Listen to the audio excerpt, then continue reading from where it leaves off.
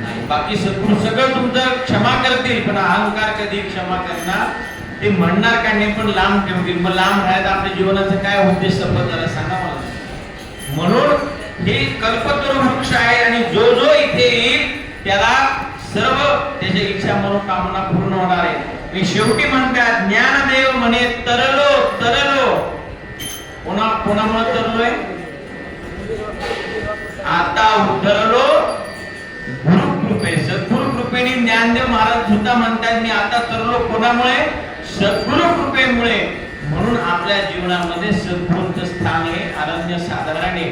सद्गुरु सेवेचं महत्व फार वेगळं आहे आणि त्याची इथे तुलना कशातही होऊ शकत नाही. म्हणून आपण महिन्यातला एक दिवस आहे, सगळ्यांनी या सद्गुरु उपासनेला यायचंय आणि आपली सेवा सद्गुरूंच्या चरणी अर्पण करायची. एकदा काय झालं, संत महिमा सगळेच गातात, सर्व संत संतांचंच कौतुक करतात. बघा तुकाराम महाराज संतांचं महिमा गातायत, एकनाथ महाराज संतांचं महिमा गातायत. आत्ताच नाथ षष्ठी संपन्न झाली. बरोबर मागच्या वर्षी आपण नाथ षष्ठीलाच महापूजा केली होती, बरोबर आठवत कोणाला? तर नाथ महाराज म्हणता हरिप्राप्तीसी उपाय धरावे ते पाय संतांचे. आता नाथ महाराज पण संतच होते. तर तुकाराम महाराजांकडे एक भक्त गेला आणि म्हणाला महाराज तुम्ही संतांचं तुमच्याच पाठीचं तुम्ही कौतुक करता म्हणे, असं कसं? अरे तुकाराम महाराज म्हणले अरे मी म्हणतो म्हणून नाही, राक्षसांचा सुद्धा विश्वास संतांवरती आहे. ज्यावेळेस सीताहरण झालं, थोडक्यात सांगतो फार वेळ आपल्याकडे कमी आहे, पण त्याच्या आधी रावणाने काय केले माहिती का? आता हा दृष्टांत कोणाला माहिती नाही.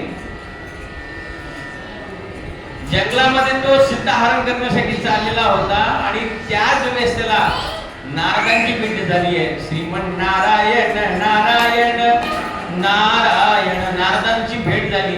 नमस्कार केला कोणी? रावणाने नारदांना नमस्कार केलाय. म्हणाले महाराज, नारद म्हणाले कुठे चालले? त्यांनी सांगितलं. आता रावण हा सत्यवादी होता, प्रकांड पंडित होता. त्यांनी सांगितलं मी असं करायला चाललो, पण मी हे करत असताना माझ्या जीवनाचा उद्धार कसं होईल? त्यावेळेस नारदांना विचारलं त्यांनी. नारद म्हणाले तू एक काम कर म्हणे, तू आता रामाला शरण जा. पुढे रावण म्हणे मी तर शरण जाईल म्हणे रावणाला. रावण म्हणाला रामाला मी शरण जाईल, पण माझ्या कुटुंबाचा उद्धार कसा होईल? माझे जे बाकीचे दैत्य असुर वृत्ती ज्यांची झालेली आहे त्यांचा उद्धार कसा होईल? मग त्यावेळेस नारदांनी त्याला हे सांगितलं की बा तुझ्या कुटुंबाचा तुझ्या सगळ्याचा उद्धार करायचा असेल तर तू रामाला तुझ्या तिथपर्यंत घेऊन मध्ये येणार कसं? मग त्यांनी सीताहरण केलं. म्हणजे संतांच्या वचनावरती राक्षसांचा सुद्धा विश्वास आहे. संतांचे पायी हा माझा विश्वास, सर्व भावे दास झालो त्यांचा, तेची माझी हित करीती सकळ, जेणे हा गोपाळ कृपा करील. म्हणजे सद्गुरु आपल्याला कृपा केल्याशिवाय राहत नाही, फक्त आपला विश्वास सुद्धा तसा त्यांच्या चरणावरती पाहिजे. सद्गुरु आप्पा महाराज नेहमी सांगतात की बाबा उपासना करा, पण कशासाठी? आपला उद्धार होण्यासाठी, आपल्या कुटुंबाचा उद्धार होण्यासाठी. एकट्यासाठी ही उपासना नाहीये. आपण आलो म्हणजे आपल्या सोबत आपलं कुटुंब येतं, नातू येतात, मुलं येतात, सुना येतात, मुली येतात, पण हा सगळ्यांना याचा आनंद आणि सगळ्यांकडून ही कळत नकळत ही सेवा घडती. म्हणून सद्गुरु सेवेचं महत्व हे अनन्य साधारण आहे आपल्या जीवनामध्ये.